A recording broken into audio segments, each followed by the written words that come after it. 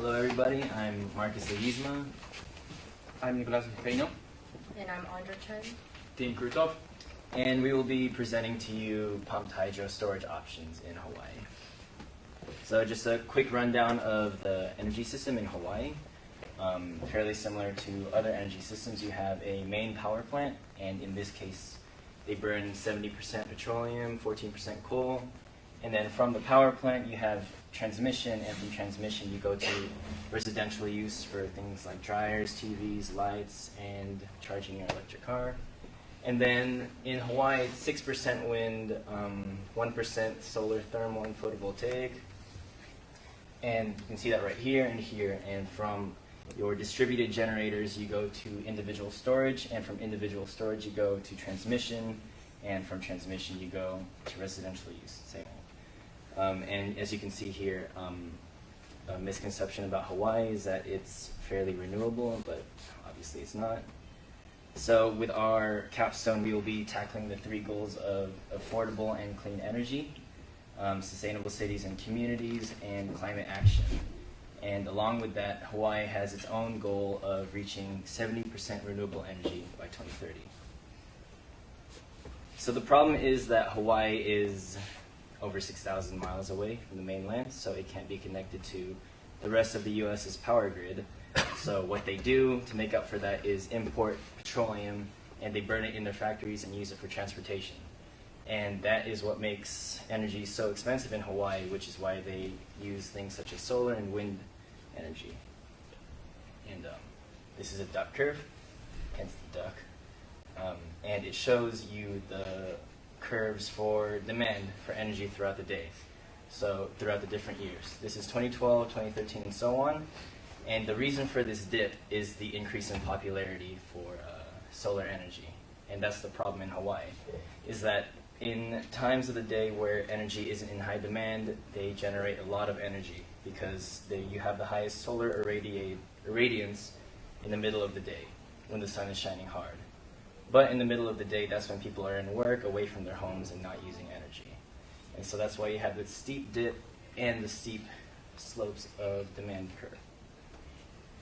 So, among the options that you have to store energy, the projects that are being underway in Hawaii are the use of lithium-ion batteries, but most of them are in phase stages of planification. So, if we want to propose something new, now's the moment to do it. Lithium-ion batteries are good systems. They are they have high energy densities, and they can respond fast to energy demand. But the disadvantages that they have are significantly important in Hawaii because they produce waste, toxic waste, and waste management is a big deal in this island, and it's also expensive. So we are proposing, instead of lithium batteries, use a pumped hydro system. This is basically works like pumping the extra energy that we're going to have.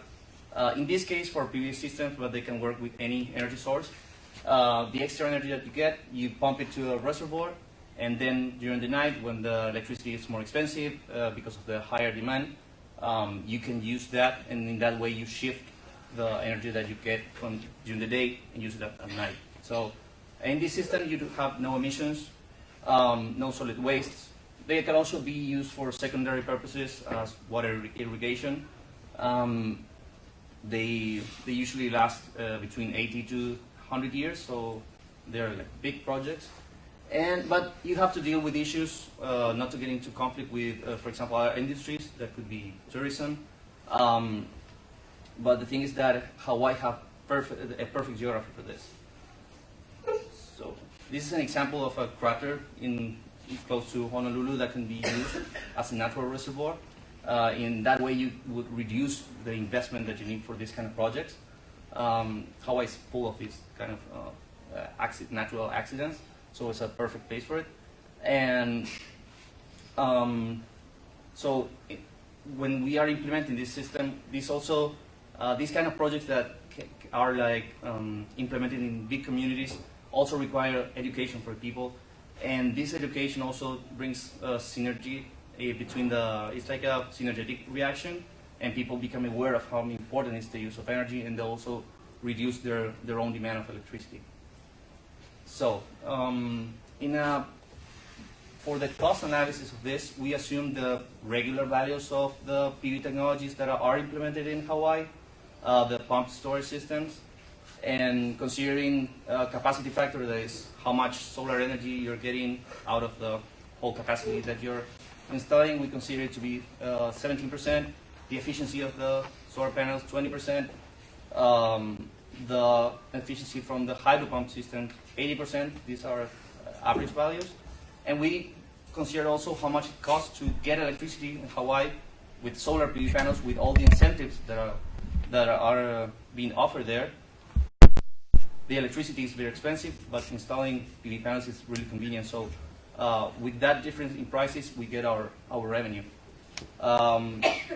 Simple payback period, we can calculate it to be 4 years for this whole project.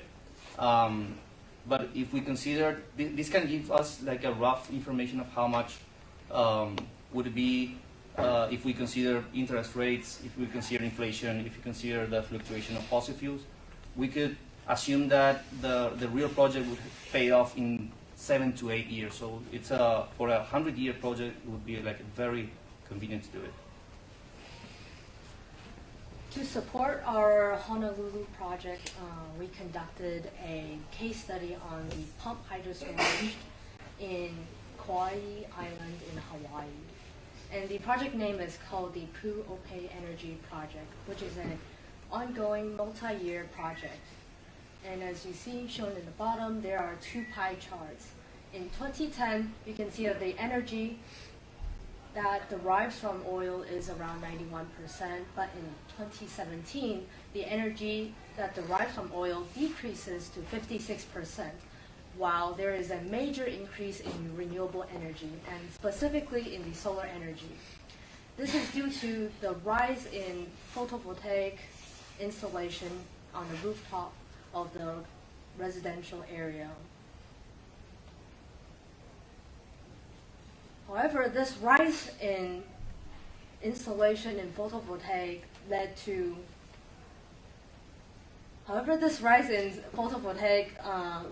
excess solar energy that is being produced during low peak time periods when people are not using the electricity. And therefore, there is an urgent need to shift this cheap solar production for evening peak hours when people are actually using the electricity.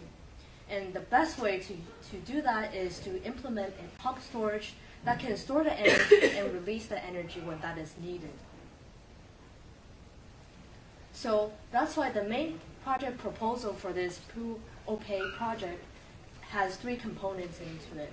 First, we want to construct a large hydropower storage using the existing reservoir and irrigation system. As shown in the right, there are 3 reservoirs, the Pu'lau Reservoir, the Pu'ope Reservoir, as well as the Mana Reservoir. Then we want to be able to regulate the storage and release of the hydropower. That's the meat of what we want of the case study. And with these developments, this will lead to new photovoltaic capacity for the Kauai Island. So what's the importance of this Kauai project? Why are we looking for it? Why are we using it as our inspiration for our case study? And there really boils down to 4 reasons to it. The first and foremost reason is to support the energy demands in Kauai Island. Specifically, we want to shift the peak solar into the timing, the morning and evening when people are using the electricity. And in addition to that, with the incorporation of having a pump storage mechanism, this would allow grid stability and reliability for the people in the Kauai Island. And in addition to that, the incorporation of solar energy as well as the hydropower will allow the island to reduce the fossil fuels. And lastly, most importantly, this project is a major step to helping the state of Hawaii achieving a 100% renewable energy goal? So, presented here is the actual project, a simplistic schematic. So what I use a lot is the many different water sources into the Koki ditch, and this allows water to travel into the first earthen dam, so that's naturally formed. Water then travels down through the new gates, which is where the hydropower station will be situated, which produces power during peak demand on solar. When it's on rainy days, solar can produce power, through a new construction pipe that is done in the project to a middle dam, and then through another construction pipe to the lower dam. In between all these are irrigation schemes to farmlands for cattle, crops, so flooding of the dams is pretty low. It's a safety factor. So part of the dams is it's to support the dams, as in the construction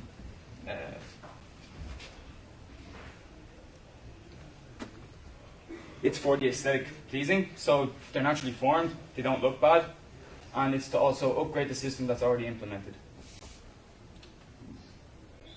So here you can see the road access to the water lines is going to be improved for Jeep access to allow easy operation and maintenance. Next would be the repairing of the actual dams, so to bring them up to US standards. And here you can see from the middle dam here lower is the actual drop that utilizes the natural geographic of the island. Some specs of the project: so the island has 72 megawatts of solar capacity.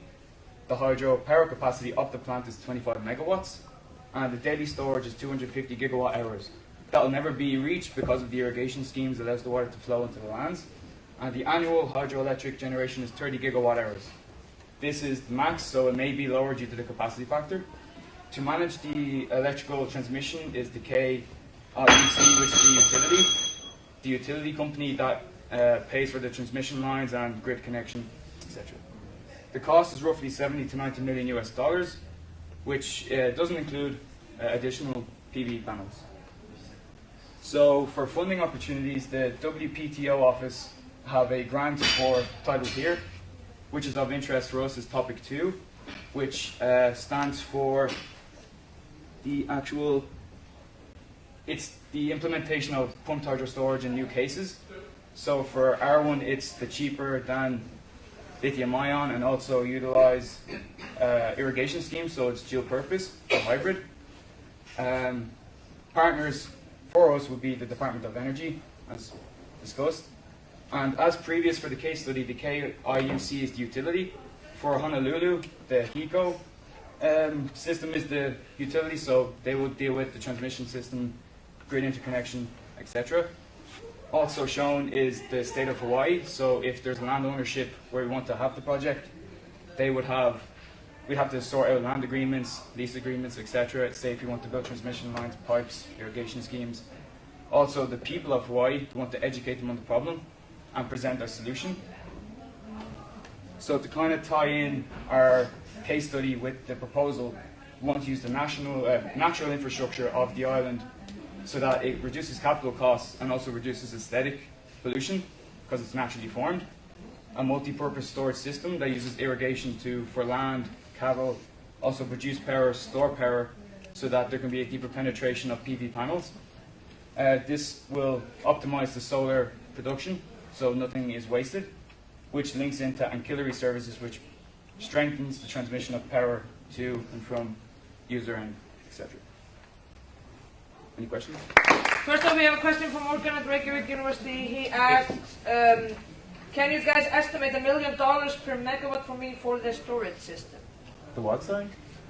He says, can you guys estimate $1 million per megawatt for me for the storage system? Estimate $1 million per megawatt? Yeah. I don't understand the question. Yeah, I don't know what this is. Yeah, at least he said, yeah, can you estimate $1 million per megawatt for the storage system? Yeah, that would depend. That's a very difficult estimation to do right now, but that would depend on where you locate it because of the height of the system, the size of in this case, we can take a crater, we can take a valley or something. Would depend also on the demand that you want to cover. Would depend on the energy system that is going to supply the water for the reservoir. Yeah, it's not something difficult to estimate, but I will need a calculator. Yeah, it's just total cost divided by megawatts. Yeah, the levelized cost. Levelized cost, yeah. Yeah, we took that information from to do our cost analysis from the environmental from the energy department from Hawaii, and the values that we got are because of the incentives that they get. So in Hawaii is pretty much lower than in other parts of the world, even though the prices of electricity are really high. The incentives for PV are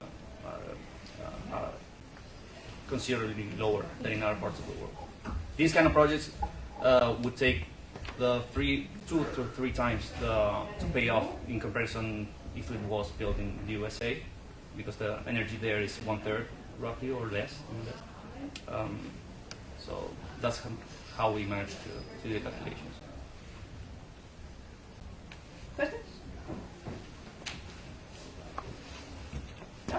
So I have a question regarding so you've talked a lot about using the natural reservoirs and whatnot, but assuming that you're obviously you're going to add a lot more technology to those. How do you plan to protect native wildlife such as fish, salamanders, all of that? Since a lot of what is in Hawaii is very native to Hawaii. Kauai is a rainforest island basically. Yeah, it's like every renewable energy project. There's a trade-off between what you're gonna get, the benefits, and what you wanna risk in terms of environmental impact. Yeah, that's a key factor to decide where to put it.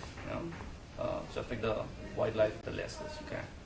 Like having an open discussion, say in the town hall, we could learn a lot more from the people than just a desk study. They can say, oh, this is a place that we actually cherish, etc. So the project could move, but we can try to emphasize the solution that it's going to save a lot more, reducing oil and stuff like that.